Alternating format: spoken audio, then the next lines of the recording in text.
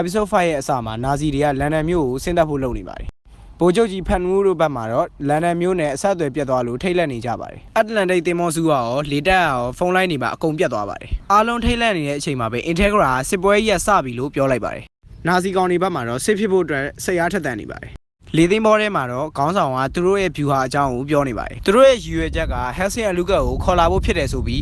site နဲ့ကောင်ပြောလိုက်ပါတယ်။အဲ့ကောင်ကပေါ့သေးသေးထင်နေတော့ခေါင်းဆောင်က Helsing ကအမျိုးသမီးတွေကိုလည်းပေါ့ပေါ့တန်တန်မထင်နဲ့ဆိုပြီးပြောလိုက်ပါတယ်။ Integra Helsing Sarah Victoria ကိုပေါ့ပေါ့တန်တန်မတွေးနဲ့ဆိုပြီး Integra Helsing ကလက်ရှိသမိုင်းထဲမှာတွေးဆုပ်ဖို့ကအမဲလိုက်သမားတွေရဲ့အကြီးမြတ်ဆုံးမိသားစုပဲလို့ပြောလိုက်ပါတယ်။ပြီးတော့ခေါင်းဆောင်ကရှိသမျှအဆောက်အုံတွေရောစာကြီးတိုက်ပါမကြံရုံမို့ကောင်းလို့အကုန်ဖြတ်စည်းပစ်ဆိုပြီးတပ်သားတွေကိုပြောလိုက်ပါတယ်။တွေးသမျှလူတိုင်းကိုတပ်ပစ်ပြီးမင်းတို့အားလုံးစိတ်တိုင်းကြာစားကြတောက်ကြဆိုပြီးခေါင်းဆောင်ကပြောလိုက်ပါတယ်။လန်ဒန်လူတွေကကောင်းကင်ဘက်မှာဘာကြီးမှမသိဘူးဆိုပြီးမတ်တရက်ကြည့်နေတဲ့အချိန်တစ်မျိုးလုံးကိုဖုံးကျချပေးလိုက်ပါတယ်။ Integra တို့ဘက်မှာတော့တပ်သားတွေက Integra တို့စီကျူးကျော်ဝင်ရောက်လာပြီးလူတိုင်းကိုတနတ်နဲ့ချိန်ထားပါတယ်။ Integra ကဂျစ်ကန်ကန်တွေပြောနေတော့ဟိုခွေးကောင်ကပြစ်ဖို့လုပ်နေတဲ့အချိန် Water ရောက်လာပြီးခွေးကောင်ရဲ့လက်တစ်ဖက်ကိုဖျက်ပေးလိုက်ပါတယ်။ပြီးတော့ Integra Water ကိုလှုပ်လိုက်တော့လို့အမိန်ပေးလိုက်ရင်ပဲ Water အရှင်းအမိန်တိုင်းမှာဆိုပြီးခဏလေးအတွင်းမှာချွေးမထွက်ပဲအကုန်လုံးကိုတစားစီဖြစ်အောင်ကိစ္စတုံးပေးလိုက်ပါတယ်။ Integra အခြေအနေမကောင်းတော့လို့ဗိုလ်ချုပ်ကြီးကိုဒီကနေထွက်သွားဖို့အတွက်ခေါ်လိုက်ပါတယ်ဗိုလ်ချုပ်ကြီးဖန်နူကညင်းပြီးသူတယောက်တည်းနေခဲ့ပြီးအဆက်အသွယ်ပြန်ရအောင်စူးစမ်းပေးမယ်ဆိုပြီ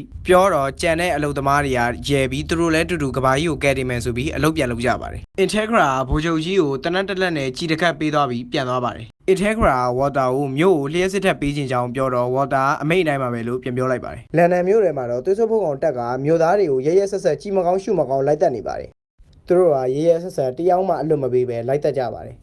နောက်အခါမှာတော့သွေးဆုပ်ဖို့ကောင်တစ်ကောင်ကလန်ဒန်မြို့သားကိုတတ်နေတဲ့အချိန် Integra ရောက်လာပြီးသွေးဆုပ်ဖို့ကောင်ကိစ္စတုံးမိလိုက်ပါတယ်။ပြီးတော့ Integra Water ကိုကားမြင်မြန်မောင်းဖို့ပြောလိုက်ပါတယ်။အဲ့ဒီဖြစ်ရပ်ကိုသွေးဆုပ်ဖို့ကောင်တစ်ကောင်ကမြင်သွားပြီး Integra ကိုတွေးလိုက်ကြောင်းပြောပြီး Regent လန်ကနေအရှိန်အမြန်နဲ့ Helsing ဆိုင်ကိုတွားနေပါတယ်ဆိုပြီးသတင်းတင်ပြပါတယ်။ဗိုလ်ချုပ်ကြီးရဲ့ဘက်ကိုရောက်သွားပြီးသွေးဆုပ်ဖို့ကောင်တပ်ဖွဲ့အသေးလေးကရောက်နေပြီးတခြားလူတွေကိုတတ်ပြီးတော့ဗိုလ်ချုပ်ကြီးကိုတတ်ဖို့လုပ်နေတဲ့အချိန်ဗိုလ်ချုပ်ကြီးကနှုတ်ဆက်ပါတယ် Integra တူတူရှိနေတဲ့အချိန်ကပျော်ခဲ့ပါတယ်လို့ပြောပြီးအသေးခံဘဘော့ခွဲလိုက်ပြီးသွေးစွပ်ဖို့ကောင်တွေကိုပါအပါခေါ်သွားပါတယ်။ Integra တို့ဘက်ကိုပြန်ရောက်သွားပြီး Water ကကားကိုအမြန်ဆုံးနည်းနဲ့ရက်လိုက်ပြီး Integra ကိုနောက်ပြန်လှည့်ပြီးတခြားလမ်းကနေသွားခိုင်းလိုက်ပါတယ်။ဘာလို့လဲဆိုတော့သူတို့တာမယ်သွေးစွပ်ဖို့ကောင်တစ်ကောင်ရှိနေလို့ဖြစ်ပါတယ်။ Water ကငါဘယ်လောက်အချိန်ဆွဲထားနိုင်မလဲမသိဘူး။ငါအတွက်တော့ပြန်မလာနဲ့ဆိုပြီး Integra ကိုသွားခိုင်းလိုက်ပါတယ်။ Integra Water ကိုဘယ်လိုပဲဖြစ်ဖြစ်အသက်ရှင်လျက်နဲ့ပြန်လာခဲ့အဲ့ဒါငါအမိတ်ပဲလို့ပြောလိုက်တော့ Water ကလည်းအရှင်းအမိတ်တိုင်းမှာပဲလို့ပြန်ပြောလိုက်ပါတယ်။ Water ကအရှိရကောင်နဲ့ရင်ဆိုင်ဖို့အတွက်လမ်းလျှောက်လာပါတယ်။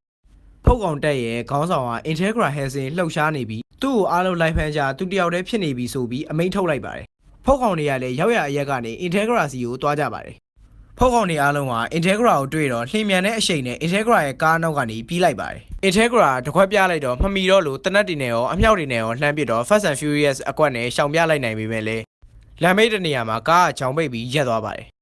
ဖုတ်ကောင်တကောင်က Integra ရဲ့ကားပေါ်ကနေ Integra ကိုလှမ်းနဲ့ထိုးသက်ဖို့လုပ်နေတဲ့အချိန်မှာ Integra ရဲ့ဓာတ်ချက်တစ်ချက်ကလေဘင်းကိုဝင်သွားပြီးကိစ္စတုံးသွားပါတယ်။ Integra ဆေးပြင်းလိတ်ကိုမီးညှိလိုက်ပြီးလူသားတွေကိုအထင်မသေးနဲ့ငါနဲ့လှတိုက်ဆိုပြီးပြောလိုက်တာဖုတ်ကောင်တကောင်က Integra ကိုဝင်အောက်လိုက်တဲ့အချိန်မှာပဲအဲ့ဒီဖုတ်ကောင်ရဲ့ခန္ဓာကိုယ်တွေမှာဓာတ်တွေစိုက်သွားပါတယ်။အနောက်ကဖုတ်ကောင်တွေက Baronet Holy ဓာတ်တွေကိုမြင်သွားတော့ Alexander Anderson ပဲတိလိုက်ကြပါတယ်။ Anderson ကကျန်းစာရွက်တွေနဲ့ Integra အရှိကိုတယ်လီပေါ့လာပါတယ်။ Anderson က Integra ကိုဒီသွေးတန်ရေးရဲနဲ့ဖုတ်ကောင်တွေကိုရင်ဆိုင်နိုင်ပါမလားဆိုပြီးမေးလိုက်ပါတယ်။ Anderson က Integra ကိုလာစမ်းမှာငါမင်းနဲ့တိုက်မယ်ဆိုပြီးပြောလိုက်ပါတယ်။ပြီးတော့ Anderson ကတိုက်ပေါ်ကသူ့သားနှစ်ယောက်ကိုဒီမိန်းမနဲ့သူ့လူတွေကငါတို့ရဲ့ရန်သူတွေပဲလို့ပြောလိုက်ပါတယ်။အနောက်ကဖုတ်ကောင်တွေကငါတို့လမ်းကိုမပိတ်နဲ့ဆိုပြီး Anderson ကိုပြောလိုက်တော့ Anderson ရဲ့ဒေါသတွေကအဲ့ကောင်တွေစီကိုရောက်သွားပြီး